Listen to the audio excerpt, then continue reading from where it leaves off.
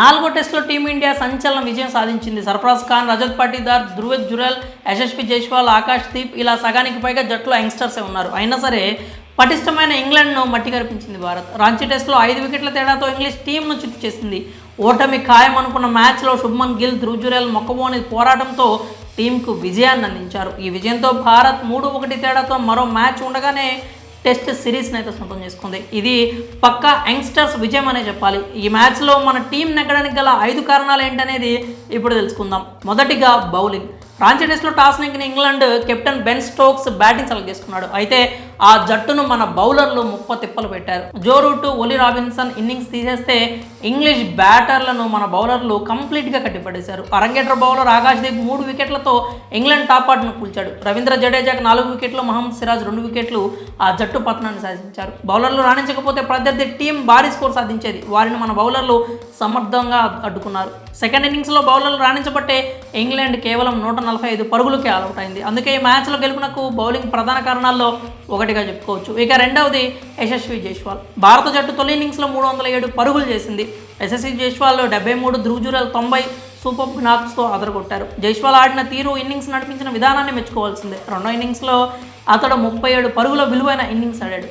పెద్దగా ఎక్స్పీరియన్స్ లేకపోయినా అతడు మంచి స్టార్ట్లు ఇస్తూ జట్టు విజయాల్లో కీలక పాత్ర పోషిస్తున్నాడు. 4వ టెస్టులో భారత్ విక్టరీ కొట్టడంలో జైస్వాల్ కంట్రిబ్యూషన్ ఎంతగానో ఉంది కనుక విజయానికి అతడు కూడా ఒక కారణమే. ఇక మూడో కారణంగా ధృవ్ జురెల్ అని చెప్పుకోవచ్చు. కేవలం ఒకే ఒక టెస్ట్ ఆడిన అనుభవం ఉన్న ధృవ్ జురెల్ రాంచీ టెస్ట్లో అద్భుతంగా ఆడాడు. తొలి ఇన్నింగ్స్లో 90 పరుగులు చేసిన అతడు రెండో ఇన్నింగ్స్లో 39 పరుగులతో ఆకట్టుకున్నాడు. ఫస్ట్ ఇన్నింగ్స్లో 177 పరుగులకే 7 వికెట్లు కోల్పోయిన టీంను అతడు 300 పరుగుల మార్క్ దాటించాడు. దీనివల్ల ఇంగ్లాండ్ లీడ్ తగ్గింది.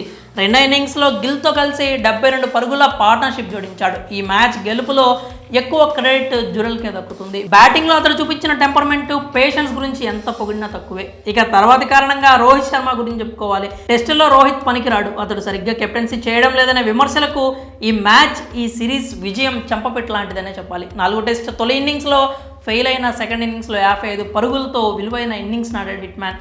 బ్యాటింగ్ కష్టంగా మారిన పిచ్ మీద ధనాధన ఇన్నింగ్స్తో ఇంగ్లాండ్కు బ్యాక్ సీట్లోకి నెట్టేశాడు. కెప్టెన్గా 2 సార్లు ఇంగ్లీష్ టీంను ఆల్అవుట్ చేయడంలో అతడు కీలక పాత్ర పోషించాడు. బౌలర్లతో ఎప్పటికప్పుడు ముచ్చటిస్తూ, సూచనలు ఇస్తూ, డిఆర్ఎస్ విషయంలోనూ అండగా ఉంటూ రిజల్ట్ రాబట్టాడు. కాబట్టి భారత విజయంలో ప్రధాన కారణాల్లో రోహిత్ బ్యాటింగ్, కెప్టెన్సీ ఒకటని చెప్పొచ్చు. ఇక తర్వాత రవిచంద్రన్ అశ్విన్ గురించి చెప్పుకోవాలి. రెండో ఇన్నింగ్స్లో ఇంగ్లాండ్ 145 పరుగులకే కుప్పకూలింది. దీనికి స్పిన్నర్ రవిచంద్రన్ అశ్విన్కు క్రెడిట్ ఇవ్వాల్సిందే. అతడు 5 వికెట్లతో ఇంగ్లీష్ టీం వెన్ను విరిచాడు. డకెట్, పోప్, రూట్, ఫోక్స్ లాంటి కీలక బ్యాటర్లను అవుట్ చేసి ప్రత్యర్థిని చావు దెబ్బతీశాడు. అశ్విన్ అనుభవం ఇతర బౌలర్లకు కూడా కలిసి వచ్చింది. అతడు బౌలింగ్ యూనిట్ను ముందుండి నడపడం వల్లే ఇంగ్లాండ్ను తక్కువ స్కోరుకి 2 సార్లు ఆల్అవుట్ చేయగలిగాం. కాబట్టి భారత్ విక్టరీకి గల కారణాల్లో అశ్విన్ కూడా ఒకడని చెప్పొచ్చు. వీళ్ళతో పాటు ఒక ఇన్నింగ్స్లో 38, మరో ఇన్నింగ్స్లో 52 పరుగులు చేసిన గిల్ కూడా టీమిండియా విజయంలో కీలక పాత్ర పోషించాడు. మిగతా బౌలర్లు, బ్యాటర్లు ఇలా టీం మొత్తం పెట్టిన ఆల్రౌండ్ ఎఫర్ట్ వల్లే జట్టు నెగ్గింది. మరి రోహిత్ సేన విజయానికి ఇంకేమైనా కారణాలు మీరు భావిస్తే కనుక మీ అభిప్రాయాలని కామెంట్స్ రూపంలో తెలియజేయండి.